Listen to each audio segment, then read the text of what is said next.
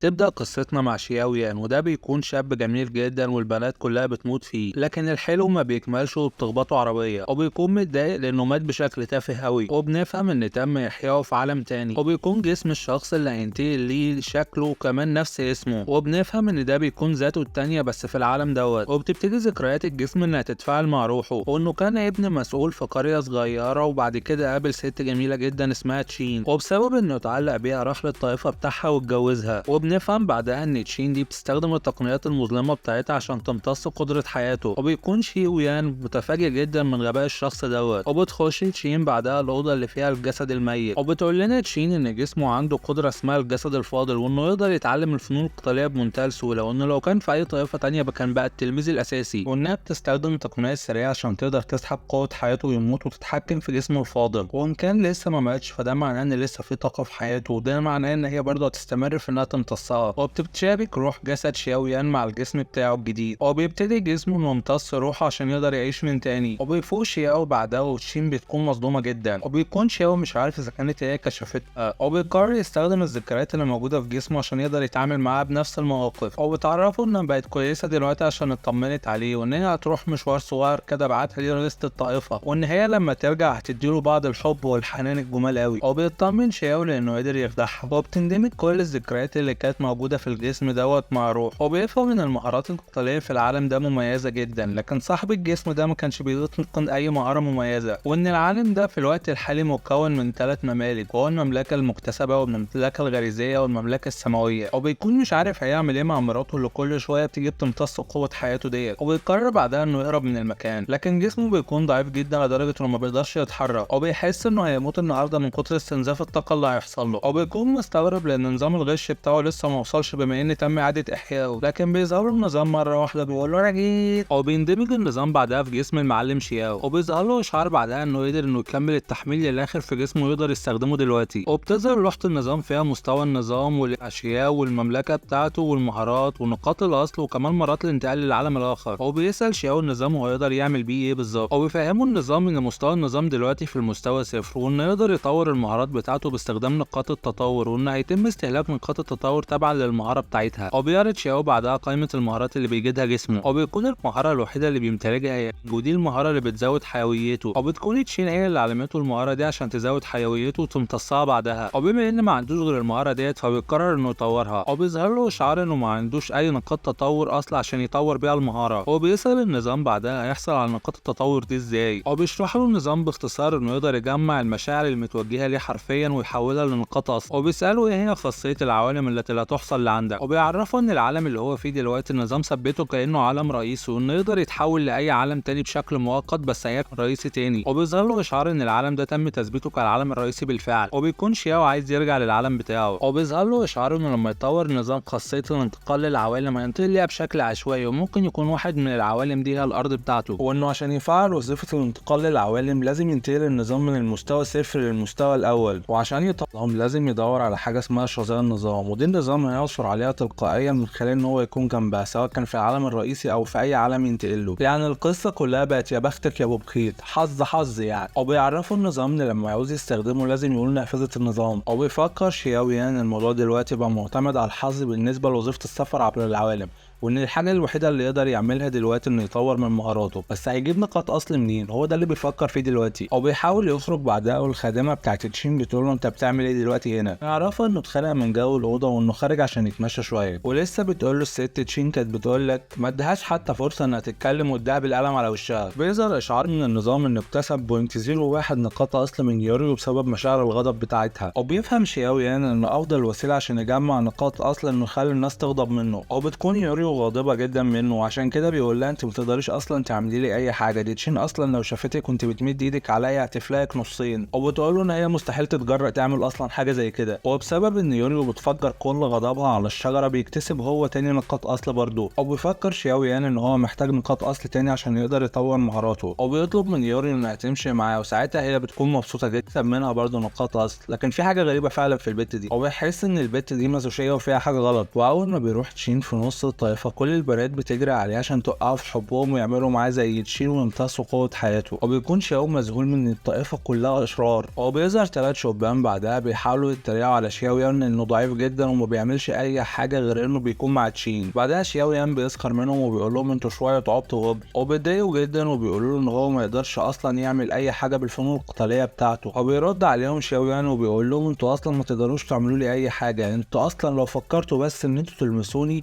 تشين هتفلقكوا نصين. وبيخاف الشباب جدا بسبب النقطه بتاعت تشين لانها قويه جدا في العشيره، وبسبب ان الشباب بيغضبوا هو كمان بيكتسب نقاط اصل منهم، وبما انهم مش هيقدروا يلمسوه بيفضل ينرفزهم ويعصبهم ويكتسب منهم نقاط اصل في الغضب اكتر واكتر. وبيقرر شياو يان يعمل كده مع كل الاشخاص اللي كانوا بيضايقوه قبل كده وهو في العشيره، وبيفضل يلف في الطائفه كلها ويفضل يذل في الناس حرفيا ومحاول لهم محدش فيكم يقدر يعمل لي حاجه بسبب تشين. بعد كده بيظهر معانا مشهد انه قدر يوصل ل 2.12 من نقاط الاصل بتاعته بسبب الاستفزاز اللي عمله في العشيره. وبيعرفنا شياو ان هو شتم كل الرجاله اللي قابلهم في طريقه لغايه لما روح، مع ذلك نقاط الاصل كان صعب قوي انه يحصل عليها. وبيطور شياو مهاره كو يانج واللي بسببها بيتحسن جسمه بشكل كبير جدا، وبتستنزف منه واحده بس من نقاط الاصل وبتقدر توصل للمستوى الاعلى ليها. وبيفكر شياو ان لسه معاه نقطه اصل تانية وعشان كده بيفكر ان هو يطورها فوق مستواها، وبينجح الموضوع فعلا وبتتخطى المهاره المستوى الاقصى ليها. وبيظهر اشعار بعدها بامكانيات ومستوى المهاره، وبسبب ان هو طور المهاره اثر ده على جسمه وبقى دلوقتي المملكه اللي هو فيها المملكه المكتسبه في الطبقه الاولى. وبتخش عليه تشين الاوضه مره واحده وبتكون في منتهى الغضب بسبب اللي هو عمله في العشيره، لكن بتتصدم حرفيا من المنظر اللي هي شايفاه. بيكون شاو فارد لها على السرير وبيقول لها كنت فين يا حب وحشتيني قوي. وبتكون تشين مستغربه جدا من تصرفات شياو، وبينتقل بينا المشهد لتاني يوم وتشين بتقول له ما كنتش متوقع ان انت تبقى بالقوه دي النهارده. وبيقول لها شياو ان كل ده بسبب المهاره اللي هي علمتها له، وان هو لو بينه وبين نفسه بيقول ان هو لو ما كانش طورها كان زمانه ميت دلوقتي. وبتعرفه تشين ان هو لازم يكون متواضع وان هو لازم يسيطر على نفسه وما يعملش مشاكل في العشيره تاني باسمها. وبيعرفنا شياو ان هي مجرد بس ما لمسته كتفه اتخلع وان الفرق ما بين مهاراتهم القتاليه عظيم جدا. وبيحس شياو انها ابتدت تشك فيه وان هي كل اللي بيحصل ده تحذير ليه بقى. وبينتقل بينا المشهد بعدها لتشين وهي بتتمرن على مهاراتها القتاليه، وبتكون مهاراتها القتاليه قويه جدا وجميله، وبنفهم انها في الطبقه التاسعه من المملكه المكتسبه وان هي فاضل لها خطوات بسيطه جدا عشان تبقى في المملكه الغريزيه. وبتعرفها ان كل اللي بيحصل لها ده بسبب شياو وان جسمه هو اللي بيديها الطاقه ديت كلها، وان مجرد ليله واحده معاه بتساوي اكتر من نص شهر من التمرين الشديد. وبتعرفها يورو انها قلقانه لان شياو بقى ذكي فجاه مره واحده، وبتقول لها تشين مش مشكله مادام هو مهاراته القتاليه اضعف مني هفضل امتص في طاقه حياته وهو مش هيكون عنده اي اختيارات تانية. وفي نفس الوقت ده بيكون شياو بيتفرج في العشيره كلها على كل الناس وبيضايق كل الناس حرفيا، وقدر يجمع 10 نقاط اصل. وبسبب ان كل الناس اللي كانت بتضايقه بقت دلوقتي بتتجنبه مش عارف ياخد اي نقاط اصل منهم لان هم حريصين جدا منه. وبيعرفنا شياو ان هو حاول يتعلم مهارات تانية عشان يستخدم فيها نقاط الاصل لان المهاره اللي هو اتعلمها قبل كده خلاص وصلت للحد الاعلى ليها بالنسبه للمهارات في التطور. وبيعرفنا انه حاول يغري الفتيات بتاعه الطائفه عشان ياخد منهم اي مهارات قتاليه لكن هم ما كانوش قادرين يديله اي تقنيات بسبب ان هو غريب ومش من العشيره. وكمان بيعرفنا ان تشين دلوقتي بقت بتقلق منه اكتر واكتر وحريصه جدا منه عشان كده بتستنزف قوه حياته بشكل اعنف كل يوم، وان بسبب انها بتستنزف منه كل طاقه حياته جسمه مبقاش قادر رغم ان المهاره بتاعت كوينج وصلت للحد الاعلى ليها بالنسبه للمهارات. وبينتقل بينا المشهد بعدها وهو ماشي في العشيره والنظام بيديله اشعار، وبيكون ان النظام اكتشف شظايا من النظام بتاعه وان هو لازم يلتقطها بسرعه عشان يقدر يطور النظام للمستوى الاول. وبيروح شياو ناحيه الضوء وبيكون المكان دوت هو ضريح الاجداد اللي فيه شظايا النظام، وبتمنعه البنتين اللي في الحراسه من هو يخش في الضريح، وان رئيس العشيره بس هو اللي يقدر يخش المكان دوت اي حد تاني لا. وبيعرفهم ان هو ما جاش هنا عشان خاطر الضريح تجي عشان خاطر حاجه تانية خالص. وبيقرب من البنتين وبيحاول يغليهم عشان يقدر يخش ضريح الاجداد. وبالصدفه تشين بتكون معديه من المكان وبتشوفه، وبيلاحظ شياو ان في المكان كمان منفذ الطائفه يي دوسون وان الشخص ده كان عنده عداء شديد جدا معاه قبل كده. وبيقرر شياو انه يستغل الشخص ده في الوقت الحالي وبيطلب منه بمنتهى الوقاحه انه يجي ويشتغل حارس بالظبط هنا في الضريح. والمنفذ يجي بيكون مش فاهم بالظبط هو ايه اللي حصل للمجنون دوت، وبيقولوا ان هو لازم يجي ويشتغل حارس عشان هو حرفيا هياخد البنتين دول ويلعبوا سوا. والبنتين بيكونوا قلقانين جدا من الهبل اللي هو قاعد يقوله، والمنفذ كمان ابتدى يغضب منه لكن هو بيعتمد على تشين في كل حاجه عشان يقدروا ان هو يلهوا بعض. وبيقول لهم ما تقلقوش كل الرجاله اللي في الطائفه دي مش شويه كلاب وعبيد ما عدا انا الجامد الوحيد اللي هنا. وبسبب الكلام اللي بيقوله بيغضب جدا المنفذ يي وبيقرر ان هو خلاص جاب اخره منه. وبيحس شياو ان الوقت مش في صالحه وان هو لازم يستغل الموقف اسوأ استغلال. وبيظهر له اشعار ان هو خد نقاط اصل بسبب الغضب من يي غوسا. وبيقول له ايه خلاص انت قررت ان انت تموت وعشان كده انا هحقق يحقق لك الامنيه ديت. وقبل حتى ملاك ميتلين هتوصل له بيعمل ان هو اتضرب وبينط في الهواء، بس هو بيكون كل ده تحت تخطيطه هو، وتكون القفزه دي عشان يدخل فيها ضريح الاجداد. او بتحاول شين انها توقف الموقف ده قبل ما يحصل، لكن مع ذلك هو حصل. او بيكون المنافس مستغرب جدا ان ده حصل رغم ان هو اصلا ما لمسوش. او بتحاول شين انها تخرج شياو من جوه، لكن منافذ الطائفه بيمنعها. او بينتقل بينا المشهد شياو وهو جوه. او بيكون شياو مبسوط جدا ان كل حاجه مشيت زي الخطه اللي هو حاططها. او بيكون قاعد يدور على شظايا النظام. او بيلاقي تمثال بينور بشكل غريب جدا. او بيفهم ان شظايا النظام هي اصلا بتاع مؤسسه الطائفه يو سي يوليو. وبيظهر له اشعار ان تم دمج شظايا النظام بنجاح، وان النظام دلوقتي في المستوى الاول، وان هو فتح دلوقتي المهاره الجديده الخاصه بالنظام انه يقدر يسافر ما بين العوالم. وبيطلب من النظام انه يسافر دلوقتي حالا. وبيظهر له اشعار انه لقى علم عشوائي اسمه يوان شان، وان هو محتاج يصرف 8 نقاط اصل عشان يسافر. وبيقول شياو ان هو من حسن الحظ ان معاه دلوقتي 10 نقاط اصل، والا ما كانش هيقدر يسافر. وبيوافق فعلا. وبيظهر له اشعار ان تم صرف 8 نقاط اصل يتم تفعيل وظيفه السفر عبر العوالم. وبينتقل بينا المشهد بعدها للعالم اللي سافر ليه، وبتكون مدينه يوان شان. وبينتقل بينا المشهد بعدها لحفل زفاف. وبيظهر اشعار من النظام انه انتقل بنجاح لعالم يوان شان، وتم استبدال الروح بنجاح مع شياو يان ابن سيد المدينه. وبيكون شياو يان مبسوط جدا، لكن برضه مستغرب ليه الملك الاصلي للجسم برضه نفس اسمه. وبيفكر ان هويته في العالم ده ان هو ابن سيد المدينه، وكمان النهارده يوم فرحه، فالبدايه بتاعته مش وحشه خالص. وبيحيي بعدها زوجته اللي هيتجوزها. وبيقول بينه وبين نفسه ان هو لازم يتدرب هنا بسرعه ويحصل على اي تقنيات عشان لما يرجع يقدر يواجه تشين. وبيكون شياو مستغرب لان العروسه بتاعته متكتفه حرفيا. وبتقول له استنى بس يا روح امك، اخويا وحبيب قلبي بان يوي لما يشوفني كده هيمرمط ابوكو. وبتعرفوا ان هو هيطلع على اللي جابوه واللي خلفوه. بص مش هيسيبك، هيطلع عينك على اللي انت عامله فيا.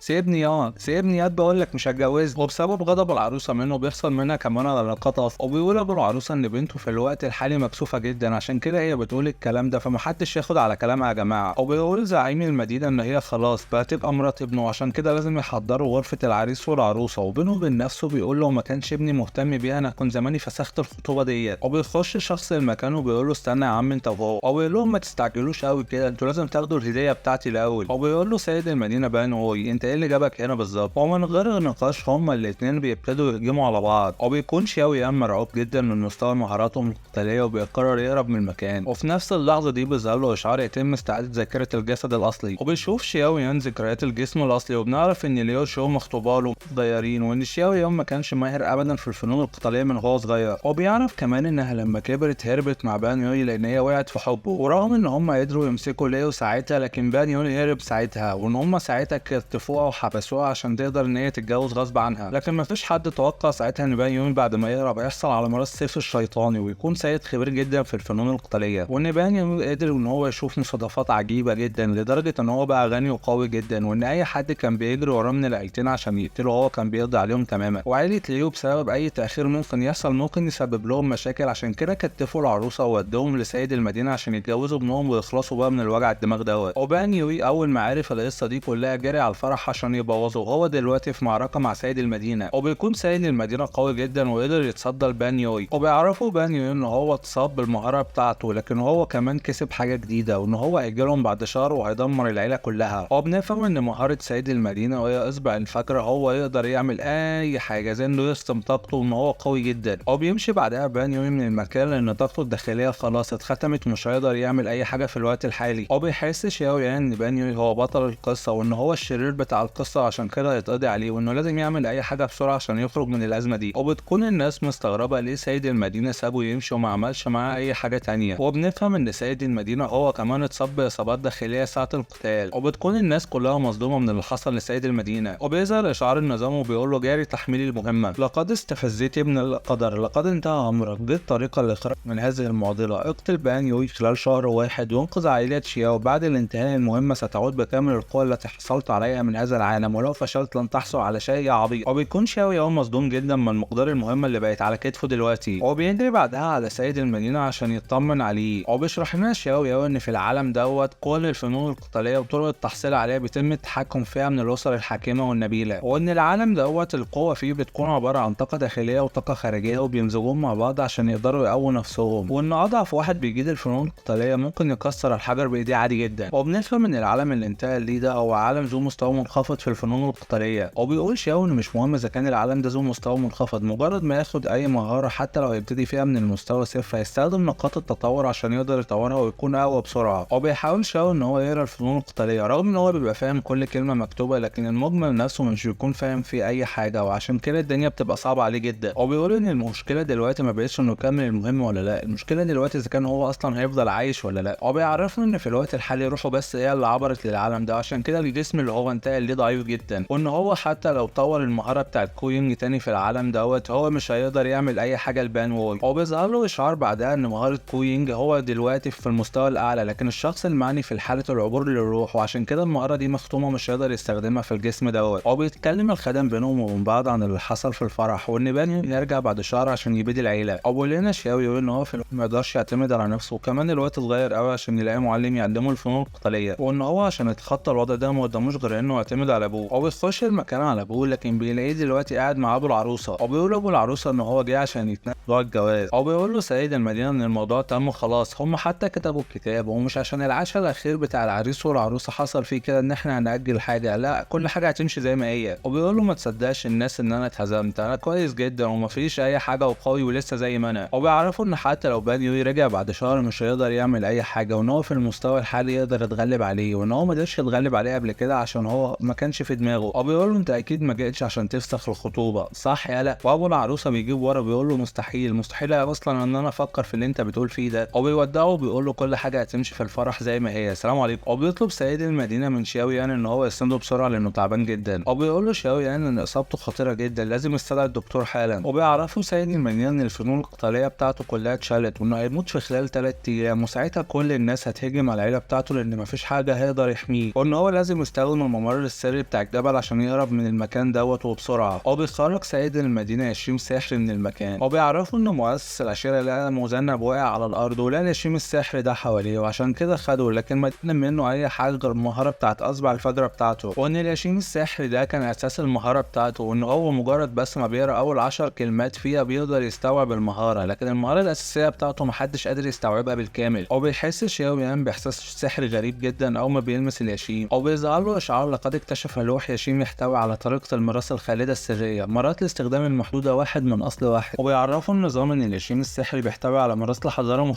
بسبب ان الطاقه الروحيه للمستخدمين فشلت الحقيقه المتطلبات مفيش حد قدر يستهلكها. وبيظهر له اشعار بعدها ان الطاقه الروحيه الخاصه بالمستخدم وصلت للمتطلبات البدء باخذ الميراث. وبيظهر له اشعار لقد اكتسبت تقنيه التحصيل اصبع السكينه المستوى صفر. وبيعرفوا سيد المدينه ان هو لازم يهرب وما قداموش غير 3 ايام، لكن ما دام اللوح السحري ده معاه هيقدر ان العيله بتاعته تطلع من تاني. وبيقول له بص يا حاج بصراحه اليشيم اتكسر في ايدي ومش عارف اقول لك ايه، ومن كتر الصدمه الراجل كان هيموت يا عيني. ومن كتر صدمه سيد المدينه بيظهر له اشعار ان هو حصل على نقاط اصل منه. وبينتقل بينا المشهد في المدينه بعدها، واللي بيكون فيه ملاحظات في كل مكان عن الافعال الشريره اللي بيعملها شياو يان، وبيكون عامه الناس غضبانين جدا وبيحاولوا يهجموا على قصر سيد المدينه، وكل واحد فيهم بيكون ماسك الورقه اللي فيها الحاجات الوحشه اللي بيعملها شياو يان. وبيعرف بخدم شياو يان ان هم من ساعه ما عملوا الملصقات دي والناس كلها بقت هايجه عليهم وعايزين يضربوهم ومش عارفين يعملوا حاجه. وبيقول لهم ان اللي بيحصل ده حتى مش كفايه، لسه هنعمل حاجات اكتر. وبيقول لهم مش مشكله انا هتصرف وهكتب كمان حاجات اوحش واوحش وانتوا هتنشروها. وبيحاول شياو يان ان هو يسوق سمعته اكتر واكتر عشان يتكلم عليه ويقدر يكتسب من خلال المشاعر بتاعتهم نقاط اصل. وبنفهم بما ان دي ما كانتش مواجهه مباشره بينه وبين الناس، فالنقاط الاصل اللي حصل عليها كانت قليله جدا، ورغم ان الناس كتيره جدا لكن هو ما قدرش يجمع ازيد من 3 نقاط اصل في القصه دي كلها. وبيكون بيفكر ومش عارف اذا كان ال3 نقاط دول هيكفوه عشان يطور اصبع السكينه ولا لا. هو بيعرض الاشعار بتاعه مهارات قدره اصبع السكينه، هو بتستهلك مهاره اصبع السكينه 3 نقاط اصل عشان يقدر مستواه يترفع من المستوى الاول. وبنفهم ان هو دلوقتي وصل لمستوى ان هو يقدر يفعل الاصبع من غير ما يفعل الطاقه الغريزيه، وعشان كده الطريقه دي هي طريقه خالده. وبيجري بعدها بسرعه على المكان اللي فيه ابوه، وبيقدر يعالجه فعلا، وبتكون حياته مش قادر ان هو يشفي كل جروحه، لكن لسه ما يشفاش بالكامل، وعشان يقدر يشفيه بالكامل لازم يطور مهاره اصبع السكينه بشكل احسن. وان هو في الوقت الحالي ما بيمتلكش اي نقاط اصل عشان يطورها لانها في الاول وفي الاخر مش مهاره قتاليه. وبيجمع شياو يان كل الخدم بتوع القصر بعدها، وبيطلب من كل الخدم ان هم يجمعوا الكتب المثيره اللي موجوده في السوق. وبينتقل بينا المشهد بعدها لبانيوي وهو ماشي في المدينه، وبيسمع ان في تجمع غريب للناس وقاعدين يسمعوا قصص، وبيكون الشخص ده بيشوه سمعه يوتشو، وبيحكي شياو يان عمل فيها ايه بعد ما هرب بان واي. تشير الاشاعات ما بين الناس، وبان يوي بيكون غضبان جدا، يان، وبيقسم ان هو لازم يقتل شويان مهما حصل. وبسبب الغضب الشديد بتفضل تظهر اشارات لشياو بتكون من الغضب اللي بيحصل وبيكسب منه نقاط اصلا، وبيكون كل اللي بيحصل ده من تخطيط شياو. وبيحاول بعدها انه يطور اصبع السكينه، لكن بيقول له المعذره النقاط بتاعتك مش كفايه يا معلم. وبيعرفنا ان هو استخدم 3 نقاط عشان يطورها للمستوى الاول و10 نقاط عشان يقدر يوصل بيها للمستوى الثاني، لكن رغم ان هو معاه دلوقتي 15 نقطه مش قادر يطورها للمستوى الثالث. وبيعرض له نظام نقاط الاصل اللي معاه وكمان مستوى المهاره دلوقتي بتاع اصبع السكينه. وبيروح بعدها عند ابوه، لكن بيتصدم من المنظر اللي بيشوفه. وبيكون ابوه قدر يوصل لحاله من التنوير المفاجئ، وكل ده بيكون حصل بسبب ان هو اتشافى باصبع السكينه. وبيعرفنا سيد المدينه ان هو خد بس 4 ايام عشان يقدر يرجع فنونه القتاليه بسرعه، لكن بيكون متضايق لانه رغم انه رجع فنونه القتاليه ده مش معناه انه هيقدر يهزم بان يوي. وبيعرفوا شياو ان هو ما دام هيتبع الخطه اللي هو حاططها هيقدروا يهزموه بمنتهى السهوله. وبيدخل الخادم عليهم وبيعرفهم ان هابو العروس عارف كل الاشاعات اللي بتحصل عنها، وعشان كده هو عايز تفسير وجيه بسرعه. وسيد المدينه بيكون غضبان جدا من شاو بسبب الاشاعات اللي نشرها عنهم. وبيروح سيد المدينه لابو العروس وبيعرفوا ان كل المشاكل دي كانت مجرد اشاعات، وان هو قد في شاو والكلام ده مش هيحصل تاني ابدا. وبيقول له خلاص ما دام الموضوع كان لعب عيال خلاص مش مشكله وانا همشي دلوقتي. وبينتهي بينا المشهد بعدها لابو العروسه وبيهرب بنت، وبيعرفها ان هو اشترى كل الحراس وحط للباقي حبوب منومه عشان يقدر يهربها. وبتقول له بنته ما تقلقش يا حاج انا هلاقي بسرعه بان يوي وهو هيجي يذبح الناس دي كلها. وفعلا بتروح لبان يوي مكانه، وهو بيكون مصدوم جدا لانها عرفت مكانه وجات له. وبيسالها بان يوي اذا كان شاو عمل فيها فعلا كل الاشاعات اللي هو بيقولها، وهي بتعرفه ان الكلام ده كله مجرد اشاعات وان هي ما شافتوش اصلا. وبيسالها هربت ازاي، وبتعرفه ان ابوها هو اللي ثبت عليه وهو اللي خرجها. وبنفهم كل اللي حصل ده هي خطه من شاو يعني عشان يقدر يوصل لمكان باي واي. وباي واي بيكون متعصب جدا وبيسال شاو انت عرفت مكاني منين انت يا حيوان. وبيقول له شاو غريب قوي ان انت بتسال السؤال ده، اكيد انت دلوقتي عارف الاجابه. وبيحس بان يوي ان اليو هي اللي خانته مكانه وان كل الاشاعات اللي قالها عنها فعلا حقيقيه. وبيديها بالقلم على وشها وبيقول لها غوري من هنا مش عايز اشوف وش امك تاني. بيقول بان يوي ان هو في الوقت الحالي مستواه بقى اكبر بكتير من الاول، وبسبب الاصابات الداخليه اللي حصلت له هو دلوقتي اتشافى ومستواه ارتفع. وبيقول له سيد المدينه ان هو خلاص موته قرب وانه لازم يموت دلوقتي. وبيقول شاو بما انكم دلوقتي كلكم مستخبيين فجه الوقت ان انتوا تظهروا عشان تاخدوا انتقامكم. وبيظهر بعدها محطم الجبال هو يون شونج، وده بيكون اتهزم قبل كده على ايد بان يوي، وبضربه واحده بس منه بيقدر يدمر المكان كله. وبيكون شاو يان مستغرب من قوه المقاتل المستوى العالي جدا. وبيقول لهم بان يوي ظهروا كلكم انا عارف ان انتوا ناصبين ليا كمين وانا مش ههتم باي حاجه غير اني اقتلكم كلكم. وبيتجمع بعدها كل الناس اللي هزمهم بان يوي قبل كده في طريقه، وبيتجمعوا كلهم حواليه عشان ينتقموا منهم لان هو بعد ما هزمهم خد الكنوز بتاعتهم. وبيكون بان يوي مستغرب جدا ان شاو يان قدر يجمع كل الناس ديت. وبيعرفوا شاو ان هو كل اللي عملهم ان هو جمعهم وقدر يشفيهم باصبع السكينه، وان بسبب مهاره اصبع السكينه هما بس متشافوا لا ده كمان مستواهم القتالي رجع زي الاول، وانه فضل يدور على كل الاشخاص اللي هزمهم عشان يشفيهم وكمان يجمعهم ضده. وكمان وصل للامير الثالث الخاص بالمنطقه عشان يحكي له كل اللي حصل لانه عارف ان بان يوي سرق منه كنز وعرفه ان هو هيرجعه له. وبيقول شاو بينه وبين نفسه حتى لو كان بان يوي ابن القدر كل اللي هيحصل له في الوقت الحالي حاجات مش هيقدر يتخطاها. وبيهجم عليه فعلا كل الناس في الوقت الحالي، وبان يوي بيتصدى ليهم ولكن بصعوبه شديده جدا. وبتكون المهارات القتاليه ليهم كلهم صعب عليه ان هو يتصدى ليها، والمعركه بتكون شديده وصعبه عليه. وبيعرض شاو يان نقاط الاصل بتاعته في الوقت الحالي، وبنشوف ان هو قدر يجمع ازيد من 25 نقطه اصل، ومش بيكون مصدق ان هو رغم ان هو معاه 25 نقطه اصل مش قادر يوصل اصبع السكينه للمستوى الثالث. وبيفكر شاو يان انه بعد ما ينهي المهمه دي هيفضل موجود في العالم دوت عشان يجمع نقاط اصل، وبعد كده اول ما يرجع هيستخدمها عشان يطور مهاراته ويلزم بعدها تشين، وانه هيجمع كل الفنون القتاليه اللي موجوده في العالم دوت عشان يطورها عشان يقدر يعلي مستواه بسرعه ويهزم تشين بمنتهى السهوله. وبيلاقي سيد المدينه ساعتها ثغره في القتال اللي بين بان يوي وبين الناس، وساعتها بيديله ضربه قويه جدا في دماغه. وبان يوي بيكون مش مصدق انه اتهزم دي، وبيعرفوا شاو ان هو استخدم ذكائه عشان يقتله. وبيظهر اشعار من النظام ان هو دلوقتي تم المهمه وان هو كسب 70 نقطه اصل. وبيظهر له اشعار تاني بما انه تم المهمه هيرجع للعالم الرئيسي في خلال 10 ثواني بس. وبيفهم شاو انه مجرد ما يتم المهمه هي العالم الاساسي بتاعه، بالشكل ده مش هيقدر يستغل العالم الحالي اللي هو فيه عشان يجمع منه نقاط اصل. وبترجع روحه فعلا لجسمه في ضريح الاجداد. وبيفهم ان مهما كانت الفتره اللي هو قضاها في العالم التاني مجرد ما يرجع للعالم الرئيسي بتكون مجرد لحظات بس هي اللي عدت. وبيفهم شاو من الكلام اللي بيحصل بره ان تشين قاعده تتخانق مع منفذ الطائفه اللي موجود، وكمان سيادة الطائفه كمان حضرت الموضوع. وشاو بيحمد ربنا ان في فجوه ما بين الفترات ما بين العالم الرئيسي والعوالم الفرعيه. وبيحاول شاو يحط خطه بسرعه عشان يشوف هيتصرف ازاي مع سيادة الطائفه لان هو مستحيل يهرب منها مع المملكه المكتسبه الاولى اللي هو فيها. وبيفتكر ساعتها ان هو سمع من الطلاب ان زعيمه الطائفة دي مريضة اصلا. وبيحاول شياو انه يصيغ خطة بشكل سريع جدا عشان سيدة الطائفة اللي عليه. وبتخش سيدة الطائفة عليه فعلا وبتقول له انت ازاي تعكر صف ضريح الاجداد. وبتكون غضبانة جدا من التمثال المكسور. وبيظهر ليها شياو بيقول لها ان يو تشولو مؤسسة الطائفة وبيعمل عليها ان مؤسسة الطائفة متجسدة فيه بعد ما ماتت. وبتكون سيدة الطائفة مش مصدقة لكن مستغربة انه عرف الاصابات بتاعتها بالتفصيل، وطبعا بيكون هو عمل ده باستخدام النظام. وبيعرفها شياو انه هيديها مهارة شفائية فريدة عشان تخف من الحالة اللي هي فيها. وبيستخدم عليها اصبع السكينة. ولغاية هنا بينتهي جزء النهاردة. اعمل اشتراك عشان يوصلك كل جديد بأول بأول، وشكرا جدا ليكم.